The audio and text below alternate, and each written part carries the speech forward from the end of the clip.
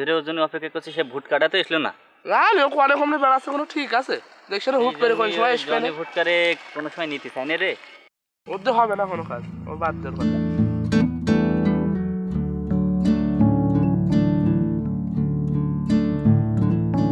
কিরে কবি আসেনি? না কবিরা একটু চোখে চোখে রাখতে হবে। কেন? ভাবসাব বেশি ভালো মনে হচ্ছে না। কি হইলো? কেন তুই মনে হয় কিছুই জানিস না? আরে বল না কি করেছে। তুই যখন জানিস না তাহলে ওটা থাক, তোর আর শুনতে হবে না। ও তো জানে না, তুই একটু বল, ও শুনুক। কবি আইরিনের সাথে চুটিয়ে প্রেম করছে। হাই বলিস? হ্যাঁ, দাদুর খবর নিতে যে একেবারে প্রেমে জমিয়ে গেছে। আর এত বিশাল খবর তাই। হ্যাঁ, তো আপডেট নিউজ এডে। কিছু খাওয়ার লাইন করতে হবে। আর কোশ নেই, খাবো মানে ভিআইপি খাওয়া হবে। তাহলে তো খাওয়ার ব্যবস্থা করতে হয়, ওর কাছ থেকে তো খাতেই হবে। সেদিন দেখি মনিহারের সামনে তো আইরিন আর কবি একসাথে হাত ধরতে ধরে গল্প করতে করতে যাচ্ছে। ওই যশোরের মনিহারের সামনে? হ্যাঁ। ও আল্লাহ, ছবি দেখতে গেছে মনে হয়। ছবির নাম কি রে? পৃথিবী তোমার আমার। আমি অবশ্য ওদের ভিতরে ঢুকতে দেখিনি, সামনে দেখেছি। আমি কতবার ফুল দিতে গেলাম আইরিনের, আমার পাত্তাই দিল না।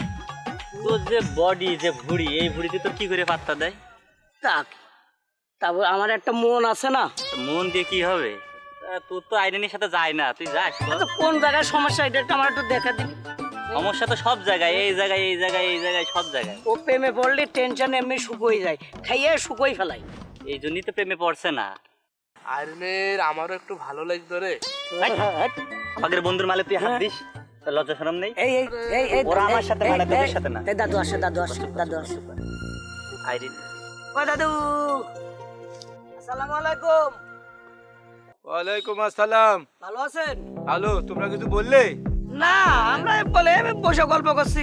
কি কব এখন? আপনার আর কি গল্প করব? করছো? হ্যাঁ, তোমরা বেটা বেশি বোঝো। দাদু কয় কি রে? আমরা নাকি বেশি বুঝি। থাক বাদ দে দাদুর কথা। বুড়ো হয়ে গেছে তো পুরো এখন। বয়সে বিমরতি ধরে। এখন তার বেরেনে খেলছে না। বসটা আবার শুনে ফেলবে না, থাক। আরে বাপু, তুমি বেশি বোঝো।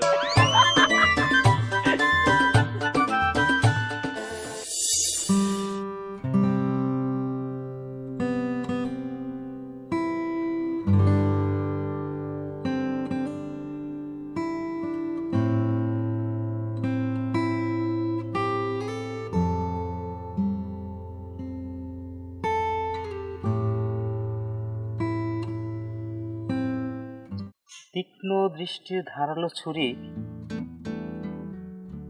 চালাও এভাবে। খালি করো যতটা করা যায়। তবুও তবুও তবুও তবুও বলনি ভালোবাসি কবি। এবার একটু পড়ে দেখি কবিতাটা কেমন হলো। তীক্ষ্ণ দৃষ্টির ধারালো ছুরি চালাও এভাবে। খালি করো যতটা করা যায়। তবুও একবার শুধু বলো ভালোবাসি কবি, ভালোবাসি ঈশ্বরের মতো। ছায়া যেমন ভালোবাসে মূর্তিটাকে, নদী তার জলকে, কিংবা তিমি যেমন তার সঙ্গীকে, অতটাও নয়। শুধু আমাকে প্রান্তিক করে নাও। আমি ফলবান ফসলের প্রান্তিক হতে চাই।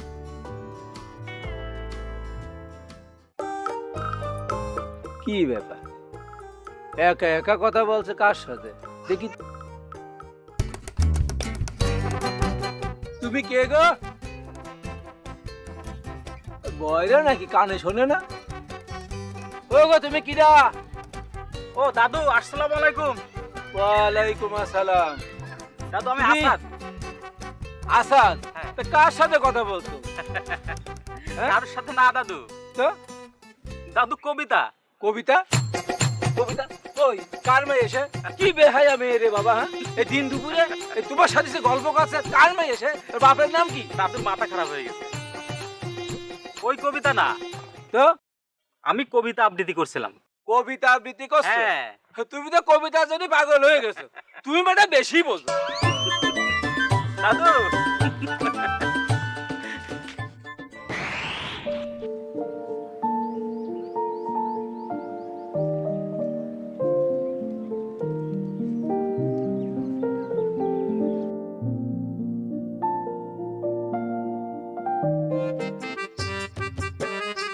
আরে কবি নাকি? এটা কি করো? কবিতা? আচ্ছা তাহলে ঠিক আছে, তুমি কবিতা লেখো, আমি গেলাম। আরে না না না না, আসো বসো, একটা কবিতা শোনাই। খুব সুন্দর হয়েছে। সুন্দর সুন্দর হয়েছে মানে? তোমার তো এখন কবিতাই শোনালাম না। কাজ আছে, পরে শুনবো।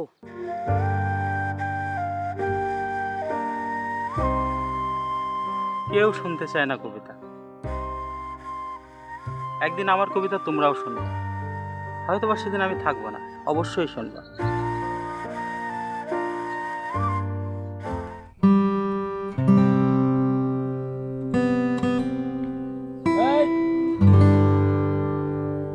আসসালামু আলাইকুম। ওয়ালাইকুম আসসালাম। তোমার বাড়ি কই? তুমি কি করো? তোমার বাপের নাম কি? তোমার ভাই বোন কয়টা? তুমি কি করো? তোমার বাপ কি করে?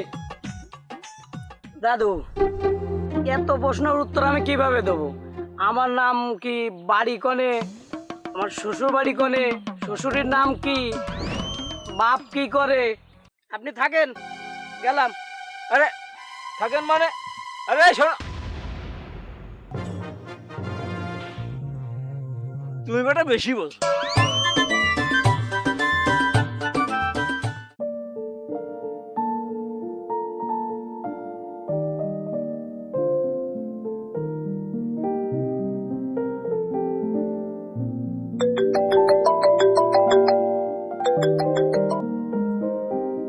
তোমার জন্য অপেক্ষা করতে করতে শান্ত হলো আমার কবিতা লেখা। হ্যাঁ, চোখে এখন ঝাপসা দেখছি। আচ্ছা, দেখতে চাইছিলে বলেই বুঝে এলে না? জানো না, তুমি তো আমার কবিতা লেখার প্রেরণা। ঠিক আছে, লিখবো না কবিতা, শুধু একটা শোনো। মন খারাপ করো না, আমি তো তোমাকে নিয়েই ভাবি। তুমি আর কবিতা, এটাই তো আমার জীবন, এটা তুমি বোঝো না? মাঝে মাঝে আমি দাদুর কথা ভাবি। বয়স হয়ে গেলে মানুষ শিশুর মতো হয়ে যায়। আচ্ছা, আমিও তো একদিন এমনই হব না? তুমি আমার ছেড়ে চলে যাবে না তো? বলো। তুমি একদিন বলেছিলে না, ভালোবাসা কাকে বলে? আমার মনে হয় কি জানো, কারণে অকারণে, স্বার্থে বিনা স্বার্থে কাউকে মিস করা, কার জন্য অপেক্ষা করা, তাকেই বুঝি ভালোবাসা বলে। আমার জীবনের প্রথম থেকে শেষ পর্যন্ত আমি কবিতার তোমাকে নিয়ে বাঁচতে চাই, এটাই আমার শেষ চাওয়া। রাশেদ, ও রাশেদ, রাশেদ, ও রাশেদ।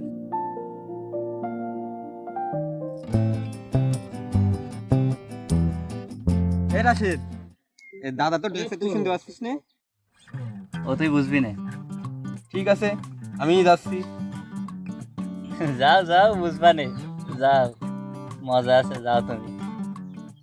আসসালামু আলাইকুম দাদু, কেমন আছেন? ভালো। তুমি কে? তুমি বিয়ে করেছো? তোমার বাপ দাদা কি করে? তোমার বাড়ি কোথায়? দাদু কেমন আছেন আপনি? আমি? হ্যাঁ, আপনি কেমন আছেন? ভালো আছি। কই ভালো আছি কি জানো, আমার কাছে কেউ আসে না। রাশেদ, সারাদিন ওরে ডাকি, হয়তো শোনে নয়তো শোনে না। বয়স হয়েছে তো, ওরা আমাকে ওদের ঝামেলা মনে করে। তোমার দাদি চলে যাওয়ার পর থেকে আমি বড় একা হয়ে গেছি। কথা বলার লোক নেই, গল্প বলার মতো কেউ নেই।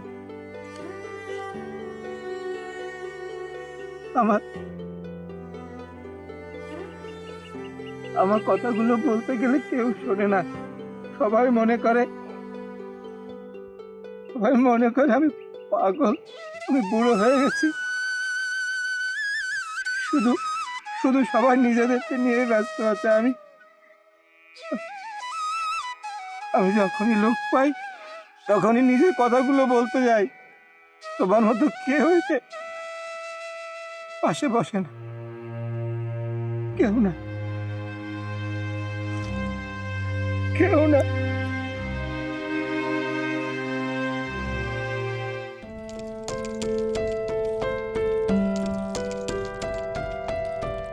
কি দিয়েছে তো?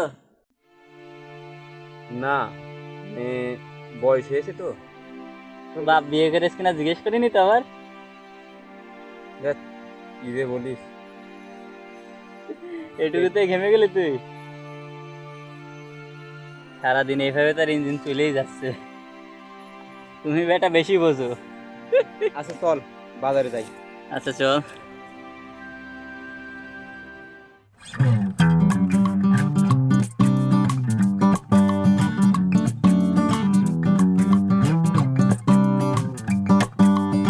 আসসালামু আলাইকুম। ওয়ালাইকুম আসসালাম। একা একা নিরিবিলি কোথায় যাচ্ছেন বারেক ভাই? এই যাচ্ছি তো বাগানে ঠান্ডায় বসে থাকার জন্য। তাহলে চলেন দুইজনে নিরিবিলি বসে একসাথে গল্প করবেন।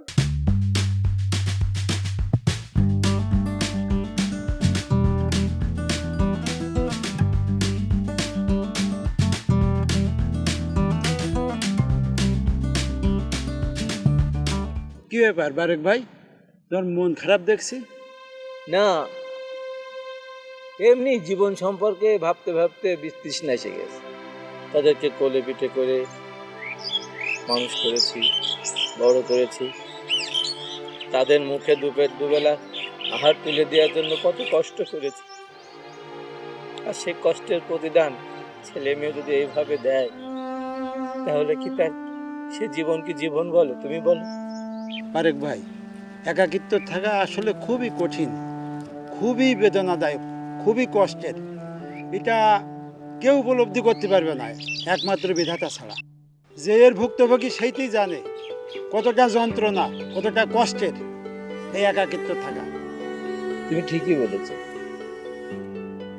এই বয়সে এসে নিজেকে নিয়ে ভাবতে হচ্ছে।